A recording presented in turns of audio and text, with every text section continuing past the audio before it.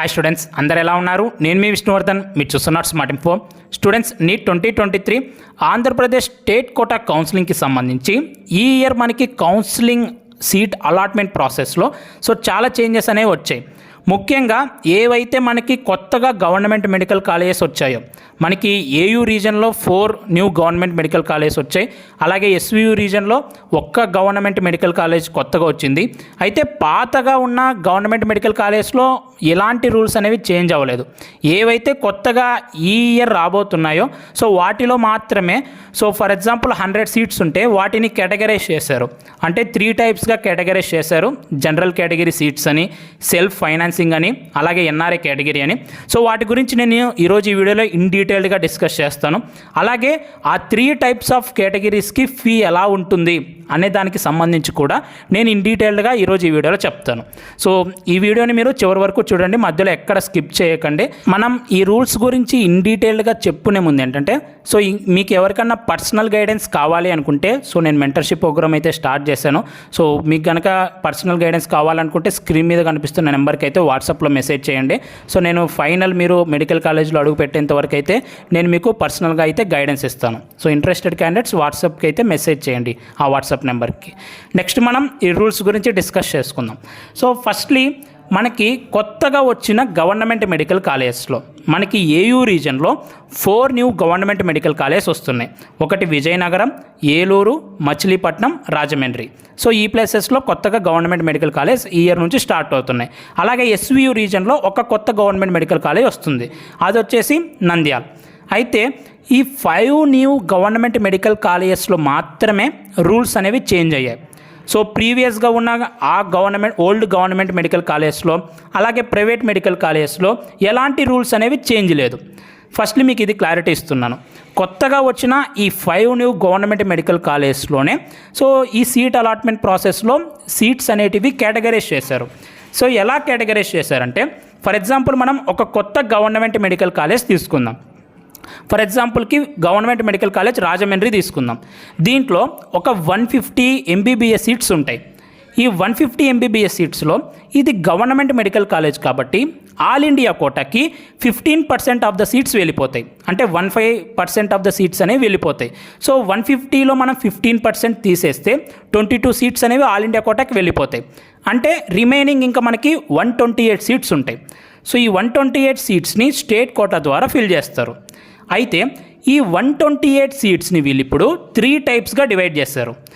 First వచ్చేసి general category seats, second వచ్చేసి self financing seats, third వచ్చేసి ఎన్ఆర్ఐ కేటగిరీ సీట్స్. ఫస్ట్ 128 సీట్స్లో 50% of the seats, 128లో మనకి 50% అంటే 64 సీట్స్ వచ్చేసి ఫ్రీ సీట్స్ ఉంటాయి. మనం గవర్నమెంట్ కోటా సీట్స్ అంటాం కదా, ఫ్రీ సీట్స్ అంటాం కదా, ఆ 64 సీట్స్ మాత్రమే ఫ్రీ సీట్స్. అది మనకి కౌన్సిలింగ్ ద్వారా ఇచ్చేస్తారు. అండ్ నెక్స్ట్ సెల్ఫ్ ఫైనాన్సింగ్ అలాగే ఎన్ఆర్ఐ కేటగిరీ కూడా కౌన్సిలింగ్ ద్వారానే ఇచ్చేస్తారు. కానీ 64 సీట్స్ మాత్రమే మనకి గవర్నమెంట్ ఫీతో వస్తాయి. అంటే 15,000 ఫీ మాత్రమే ఉంటుంది ఆ 64 సీట్స్కి. రిమైనింగ్ టూ కేటగిరీస్ ఉన్నాయి కదా, సెల్ఫ్ ఫైనాన్సింగ్ అలాగే నెక్స్ట్ వచ్చేసి ఎన్ఆర్ఐ కేటగిరీ. మనకి 128లో 50% కంప్లీట్ అయిపోయింది. అంటే 64 సీట్స్ అనేవి ఇప్పుడు మనం డిస్కస్ చేసుకున్నాం, అది గవర్నమెంట్ సీట్స్ అనేవి ఫిక్స్ చేసుకున్నాం. నెక్స్ట్ రిమైనింగ్ 64 మిగులుతాయి కదా, ఈ రిమైనింగ్ 64లో ఏంటంటే అప్రాక్సిమేట్గా 45 సీట్స్ అనేవి సెల్ఫ్ ఫైనాన్సింగ్ సీట్స్ అనేవి ఉంటాయి. అంటే మనకి 128 సీట్స్లో 35% ఆఫ్ ద సీట్స్ వచ్చేసి సెల్ఫ్ ఫైనాన్సింగ్ సీట్స్. అప్రాక్సిమేట్గా 45 సీట్స్ వరకు ఉంటాయి ఒక్కొక్క కొత్త గవర్నమెంట్ మెడికల్ కాలేజ్లో. ఈ 45 సీట్స్ని సెల్ఫ్ ఫైనాన్సింగ్ ద్వారా ఫిల్ చేస్తారు.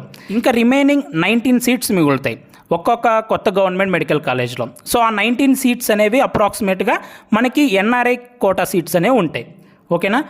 మనకి 150 సీట్స్ ఉంటాయి ఒక్కొక్క కొత్తగా వచ్చిన గవర్నమెంట్ మెడికల్ కాలేజ్లో. అందులో 22 సీట్స్ ఏమో ఆల్ ఇండియా కోటాకి వెళ్ళిపోతాయి. రిమైనింగ్ 64 సీట్స్ ఏమో మనకి గవర్నమెంట్ కోటా సీట్స్, గవర్నమెంట్ ఫీతో ఇస్తేస్తారు. ఇంకా రిమైనింగ్ 45 సీట్స్ ఏమో సెల్ఫ్ ఫైనాన్సింగ్ సీట్స్, అలాగే 19 సీట్స్ ఏమో ఎన్ఆర్ఐ కోటా సీట్స్. ఒక కొత్త గవర్నమెంట్ మెడికల్ కాలేజ్లో మనకి ఇప్పుడు 4 టైప్స్ ఆఫ్ సీట్స్ అనేవి ఉంటాయి. All India quota, general category seats and next self financing seats, అలాగే NRI categories, NRI quota seats అయితే ఉంటాయి. అయితే నెక్స్ట్ వీటికి సంబంధించిన ఫీజు ఎంత? నేను నార్మల్గా చెప్పాను కదా, జనరల్ కేటగిరీ సీట్స్ అంటే మనకి ఫ్రీ సీట్స్, వీటిలో 15,000 ఫీ అయితే ఉంటుంది. అండ్ నెక్స్ట్ సెల్ఫ్ ఫైనాన్సింగ్లో ఏంటంటే మనకి 12 lakhs ఫీ అయితే ఉంటుంది. సో ఇది పర్ ఇయర్కి fee. And next NRI category అని చెప్పాను కదా, ఈ ఎన్ఆర్ఐ కేటగిరీలో 20 lakhs ఫీ అయితే ఉంటుంది. ఓకేనా, సో మీకు ఇప్పుడు స్క్రీన్ మీద కనిపిస్తుంది కదా, ఇది ఫీ వచ్చేసి. And next private A category fee ఎంతో ఇంకా తెలీదు. సో నేనైతే ఈ జియోస్ చదివాను, ఈ జియోస్లో అయితే ఈ మ్యాటర్ అయితే ఇంక్లూడ్ చేసి ఉంది. అండ్ నెక్స్ట్ ఇంపార్టెంట్గా ఈ సెల్ఫ్ ఫైనాన్సింగ్ సీట్స్ అలాగే ఎన్ఆర్ఐ కేటగిరీ సీట్స్ ఏవైతే ఉన్నాయో వీటిలో రూల్ ఆఫ్ రిజర్వేషన్ అనేది తీసేశారు. సో ఇక్కడ ఒక లైన్ రాశారు వినండి, rule of reservation shall be applicable to competent authority seats only, అంటే జనరల్ కేటగిరీ సీట్స్ ఓన్లీ అని బ్రాకెట్లో మెన్షన్ చేశారు. అంటే సెల్ఫ్ ఫైనాన్సింగ్ సీట్స్లో అలాగే నెక్స్ట్ వచ్చేసి ఎన్ఆర్ఐ సీట్స్లో రిజర్వేషన్ సిస్టమ్స్ ఉండవు. సో మీ క్యాస్ట్ కేటగిరీ రిజర్వేషన్ ఉండదు, లోకల్ రిజర్వేషన్ ఏమి ఉండదు. కానీ ఎవరైతే ఆంధ్రప్రదేశ్ లోకల్ స్టూడెంట్స్ ఉంటారో వాళ్ళకి మాత్రమే ఇస్తారు. So Andhra Pradesh local students, AU రీజన్కి లోకల్ అలాగే ఎస్వీ రీజన్కి లోకల్ అయిన స్టూడెంట్స్ అలాగే ఆంధ్రప్రదేశ్ డామిసిల్ అయిన స్టూడెంట్స్కి మాత్రమే ఈ సీట్స్ అనేవి ఎలిజిబుల్ అవుతారు, వాళ్ళకు మాత్రమే ఈ సీట్స్ అనేవి ఇస్తారు. సో తెలంగాణ లోకల్ స్టూడెంట్స్కి అయితే ఈ కొత్త గవర్నమెంట్ మెడికల్ కాలేజ్లో సీట్స్ అయితే ఇవ్వరు. సో అది జీవో కూడా పాస్ అయిపోయింది. అండ్ సో వీటిలో ఏంటంటే రిజర్వేషన్స్ ఉండవు. సో ఇప్పుడు for example 4 new government medical college అనేవి ఏయూ రీజన్లో వచ్చాయి. సో వీటికి ఎవరైనా అప్లై చేసుకోవచ్చు, ఏయూ వాళ్ళైనా అప్లై చేసుకోవచ్చు, ఎస్వీ వాళ్ళైనా అప్లై చేసుకోవచ్చు. ఏంటివి ఈ సెల్ఫ్ ఫైనాన్సింగ్కి అలాగే ఎన్ఆర్ఐ కోటాకి. నార్మల్ ఫ్రీ సీట్స్ ఏవైతే ఉంటాయో వాటికి రూల్ ఆఫ్ రిజర్వేషన్ ఉంటుంది. సెల్ఫ్ ఫైనాన్సింగ్కి అలాగే ఎన్ఆర్ఐ కేటగిరీకి మనకి రూల్ ఆఫ్ రిజర్వేషన్ ఉండదు. ఎలా అయితే మనకి బి కేటగిరీ సీట్స్కి అలాగే సి కేటగిరీ సీట్స్కి రూల్ ఆఫ్ రిజర్వేషన్ ఉండదు, అంటే అక్కడ రిజర్వేషన్ సిస్టమ్స్ ఉండవు, క్యాస్ట్ కేటగిరీ ఇలా రిజర్వేషన్ ప్రకారం ఏముండదు. అలాగే లోకల్ రీజన్ కూడా ఏముండదు. సో ఆంధ్రప్రదేశ్ లోకల్ అయి ఉంటే చాలు, సో అందరికీ ఈక్వల్ రైట్స్ అయితే ఉంటాయి. సో దాని ప్రకారమే ఈ సెల్ఫ్ ఫైనాన్సింగ్లో ఎన్ఆర్ఐ కేటగిరీ సీట్స్లో మనకి రూల్ ఆఫ్ రిజర్వేషన్ అనేది తీసేశారు. అండ్ నెక్స్ట్ ఇంకొకటి ఏంటంటే, సో మ్యాక్సిమం ఈ సెల్ఫ్ ఫైనాన్సింగ్ అండ్ ఎన్ఆర్ఐ కేటగిరీలో కూడా సీట్స్ ఏం మిగలవు, అందరూ జాయిన్ అయిపోతారు. ఎందుకంటే ఆంధ్రప్రదేశ్లో ముందే కాంపిటీషన్ ఎక్కువ కాబట్టి, అందులో గవర్నమెంట్ మెడికల్ కాలేజ్లో పేమెంట్ సీట్స్ ఇస్తున్నారు కాబట్టి మ్యాక్సిమం నెంబర్ ఆఫ్ స్టూడెంట్స్ అనే వాళ్ళు జాయిన్ అయిపోతారు.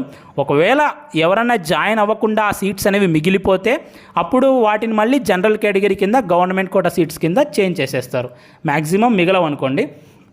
అండ్ అయితే ఇక్కడ ఒక డౌట్ అయితే వచ్చింది.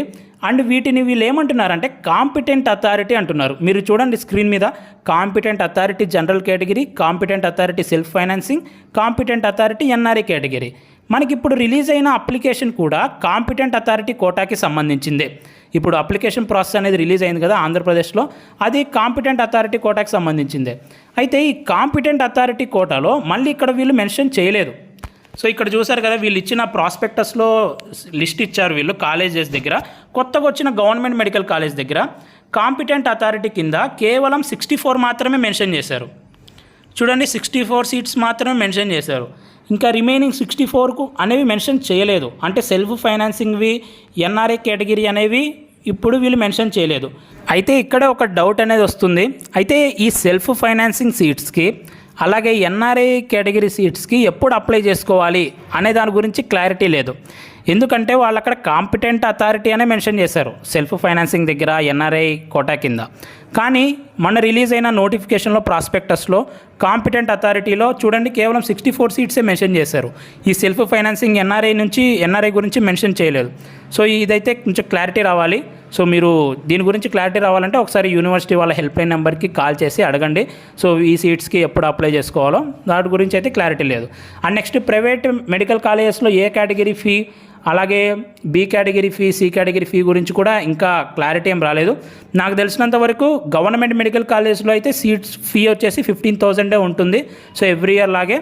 అండ్ బి కేటగిరీకి కూడా నాకు తెలిసి 12 lakhs ఉండొచ్చు. సో ఈ సెల్ఫ్ ఫైనాన్సింగ్ కూడా 12 lakhs పెట్టారు కాబట్టి అలా అనుకుంటున్నాను. ఇన్ కేస్ ఏమైనా చేంజ్ అవుతే నేను మీకు చెప్తాను. సో ప్రజెంట్ అయితే ఈ జీవోస్ రిలీజ్ అయ్యాయి. నేను ఆ జీవోస్లో ఉన్న ఇన్ఫర్మేషన్ మీకు చెప్పాను. సో వీళ్ళు ఇంకా దీని గురించి నోటిఫికేషన్ అయితే ఏమి ఇవ్వలేదు. సో ఆ నోటిఫికేషన్ వచ్చిన తర్వాత నేను మళ్ళీ మీకు వీడియో చేస్తాను. సో ఇది లేటెస్ట్గా వచ్చిన అప్డేట్. ఈ వీడియో మీ అందరూ నచ్చింది అనుకుంటున్నాను. ఈ వీడియో నెక్స్ట్ లైక్ చేయండి. ఇలాంటి మరెన్నో వీడియోస్ మీరు మిస్ అవ్వకూడదు అనుకుంటే మన ఛానల్ని సబ్స్క్రైబ్ చేయండి. Thank you so much for watching. Have a great day.